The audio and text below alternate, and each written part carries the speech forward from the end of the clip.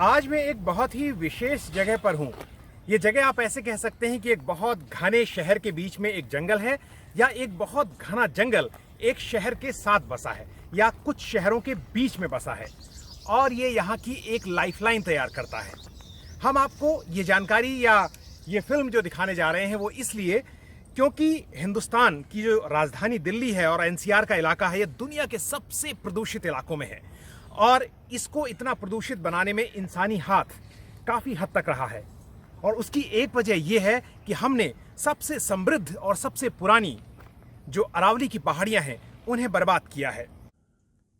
गुजरात से दिल्ली तक करीब 700 किलोमीटर की रेंज में फैली अरावली की दम तोड़ती ऐसी तस्वीरें आपने बहुत देखी होंगी, लेकिन दिल्ली हरियाणा बॉर्डर पर करीब 400 एकड़ में फैला ये बायोडायवर्सिटी पार्क पिछले 10 साल में उम्मीद की एक किरण लेकर आया है। कभी बंजर और निर्जीव हो चुके इस इलाके की कहानी बताते हैं पर्यावरण प्रेमी विजय धस्माना, जिन्होंने इस जंगल को पुनर्जीवित करने में अहम रोल अदा किया है। तो कल्पना ये थी कि हम गुड़गांव शहर जो माना जाता है एक नया शहर नई सोच के साथ, लेकिन इसने बहुत ही हनन किया है अरावली का और नेचुरल रिसोर्सेज का। तो हमने सोचा क्यों ना सिटीज़न जो इतने सारे लोग इकट्ठा हुए थे इस पूरे पार्क को बनाने के लिए, क्यों ना हम एक जंगल को बुलाएं, अरावली के जंगल जो लुप्त होते जा रहे हैं उसको शहर के अंदर बुलाएं। अरावली के इस हिस्से में ये बदलाव दमघोंटू हवा में सांस ले रहे लाखों लोगों के लिए किसी सौगात की तरह है। तो यहाँ इस अरावली बायोडायवर्सिटी पार्क में सवेरे सवेरे कोई 5 किलोमीटर दौड़ने के बाद मैं पसीने से तरबतर हूँ। लेकिन जो असली बात आपको यहाँ बतानी है वो ये कि जो जगह एक तरह से बंजर और वीरान और बर्बाद हो गई थी, वो आज दिल्ली और गुड़गांव के बीचों बीच जैव विविधता का एक बहुत ही समृद्ध केंद्र बना हुआ है।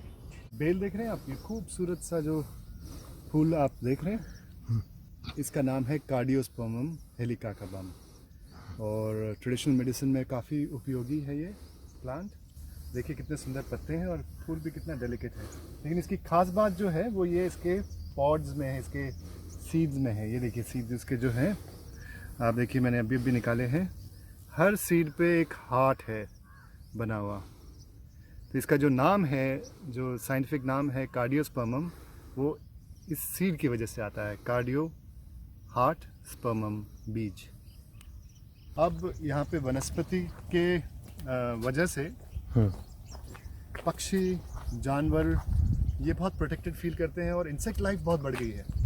अब हमारे दो मित्र हैं डॉक्टर रॉबिन सुएश, उन्होंने एक स्टडी की और उन्होंने पाया 8 तरह के एम्फीबियंस यहाँ पे पाए गए, क्योंकि पानी साफ़ है, बहुत पानी जो माइनिंग पिट में पानी जमता है वो बहुत साफ़ है। तो 8 तरह के एम्फीबियन, उनका कहना है कि एक जगह में, एक छोटी सी जगह में 380 एकड़ में इतने सारे एम्फीबियंस पाना बहुत दुर्लभ है। तो वो इसको बहुत क्रेडिट देते हैं कि ये इंडिकेटर है, बायो इंडिकेटर है कि यहाँ पे रेस्टोरेशन का काम बहुत अच्छा हुआ है। इसी प्रकार 200 से ज़्यादा पक्षी आज के दिन में ई बर्ड ने रिकॉर्ड किए हैं इस जगह पर। सबसे पहली बात है कि जो आप वनस्पति लगाते हैं उसका भविष्य क्या है। आज आपने एफॉरेस्टेशन कर दिया, आपने लगा दिए बहुत सारे पेड़ और उसको पानी देते जा रहे हैं, वो चल गए। क्या वो 50 साल तक वो रहेंगे वहाँ पे? क्या वो 100 साल तक वहाँ रहेंगे? क्या उनके बच्चे होंगे? क्या वो बीज फूल बनेगा, फल बनेगा, उसके ऑफस्प्रिंग्स होंगे, वो जंगल थ्राइव होगा? ये सब सोचना पड़ता है जब आप रिफॉरेस्टेशन करते हैं। तो सलाई के जो जंगल हैं वो आपको मिलियंस ऑफ ईयर्स का जो एवोल्यूशन है कि इतने लाखों सालों से जो अरावली में उगे हैं, तो वो बता रहे हैं आपको कि हम यहाँ पे सबसे ज़्यादा खुश हैं और ये हमारा चिरंतर काल तक हम चलते रहेंगे अगर क्लाइमेट चेंज नहीं हुआ तो। ये चट्टानें और खदानें अब भी यहाँ हुए खनन का गवाह हैं, लेकिन जैसे जैसे हालात बदलते गए, यहाँ वो वनस्पतियाँ लगाई गई जो अरावली की मिट्टी से मेल खाती हैं। सो ये आप देख रहे हैं जरा, यहाँ पे ये देखिए माइनिंग पिट्स हैं, यहाँ पे 3 से 4 माइनिंग पिट्स हैं और पूरे बायोडायवर्सिटी पार्क में कई माइनिंग पिट्स हैं। अब इसमें सीजनल वाटर बॉडी बन गई हैं और आपको दिखेगा यहाँ पे कई कैन के वृक्ष, कैन की घाटी बन गई है, बबूल की घाटियाँ बन गई हैं और एक अच्छा हैबिटेट बन गया है। अरावली की इन पहाड़ियों पर किया गया ये प्रयोग इस बहस के मद्देनजर काफी अहम है कि क्या उन जगहों पर फिर से सृजन और संरक्षण किया जा सकता है जो खनन की वजह से बर्बाद हो गई हैं। देखिए, ये जो छोटी सी जगह है, इसने सबसे पहले तो ये स्थापित किया है कि रेस्टोरेशन संभव है। हमने जो आज तक की माइनिंग की है, अरावली में खनन किया है और पूरा जो जंगल इरोड किया है, ख़त्म कर दिया है, उसको हम दोबारा ला सकते हैं और इतने शॉर्ट समय में निकला सकते हैं। ये 10 साल की आप जो वनस्पति देख रहे हैं, ये 10 साल की उपज है।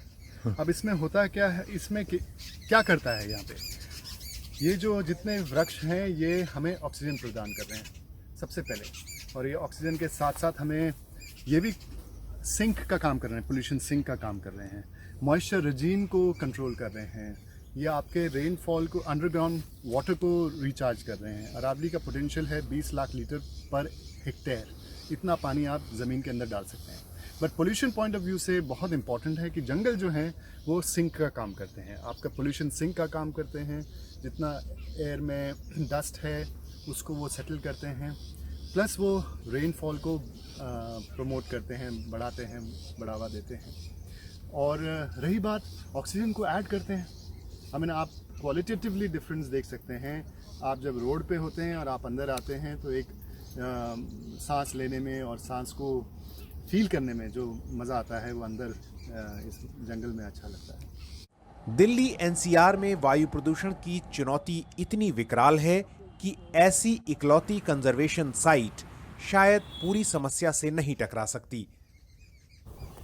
तो अरावली की कोशिश, छोटी सी कोशिश यहाँ पे हुई है 380 एकड़ में, लेकिन अरावली तो दिल्ली तक है, आपके जेएनयू में है, आपके सदर्न रिज में है, आपके असोला में है, आपके तुगलकाबाद में है, आपके सेंट्रल रिज में है, आपके नॉर्दर्न रिज में है। उधर क्या हो रहा है? सरकारें भले ही बेपरवाह या जंगलों के विनाश के लिए तत्पर हों, लेकिन खुशकिस्मती से कुछ जागरूक नागरिकों ने पहल शुरू कर दी है। दक्षिण दिल्ली के डिफेंस कॉलोनी इलाके में एक बरसाती नाले को ढकने के बाद अथॉरिटीज ने यहां मलबे और कचरे का ढेर छोड़ दिया, जो लगातार बढ़ता ही जा रहा था। लेकिन यहीं रहने वाले राजीव सूरी और उनके साथियों ने मलबे और कचरे के उस अंबार को पिछले कुछ सालों में एक ग्रीन बेल्ट में तब्दील कर दिया है। Citizens initiative is the best initiative.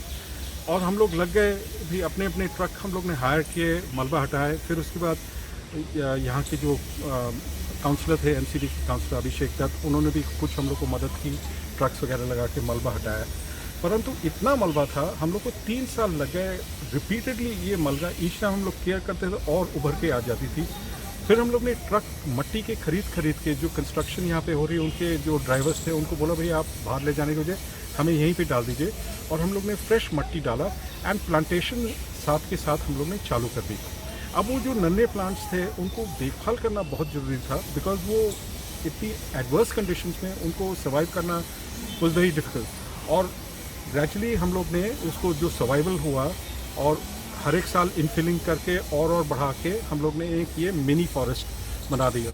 आज यही ग्रीन बेल्ट धूल और प्रदूषण के खिलाफ पहली दीवार बनकर खड़ी है और यहाँ परिंदों का आना शुरू हो गया है। सूरी के साथ हरियाली बचाने में लगे उनके साथी कहते हैं कि अरावली बायोडायवर्सिटी पार्क हो या दिल्ली में चल रही कोई छोटी पहल, सबके पीछे सोच यही होनी चाहिए कि नई पीढ़ी के फेफड़ों में प्रदूषण का जहर ना भरे। अब आपका घर में जो स्टाफ है या कोई जो बना रहा है खाना, वो कहे कोई बात नहीं मैम आज गलती होगी, आपके बच्चे को थोड़ा सा जहर दे दिया, आप कैसे रिएक्ट करेंगे? आप उसको मारने को दौड़ेंगे। यही तो हो रहा है, हर रोज़ हमारा बच्चा हर सांस में जहर ले रहा है। सो ये तो हमें सबको प्रायोरिटाइज करना पड़ेगा। इसमें कोई प्रोफेशन की बात नहीं है, कोई बड़ा छोटा, सबके बच्चों पे असर है। जैसे गवर्नमेंट लैंड ग्रैब कर रही है या लोग लैंड ग्रैब कर रहे हैं, बिल्डर्स कर रहे हैं अपनी प्रॉपर्टीज़ बनाने के लिए और डेवलपमेंट, सो कॉल्ड डेवलपमेंट के लिए, हम कर रहे हैं इसको ग्रीन करने के लिए।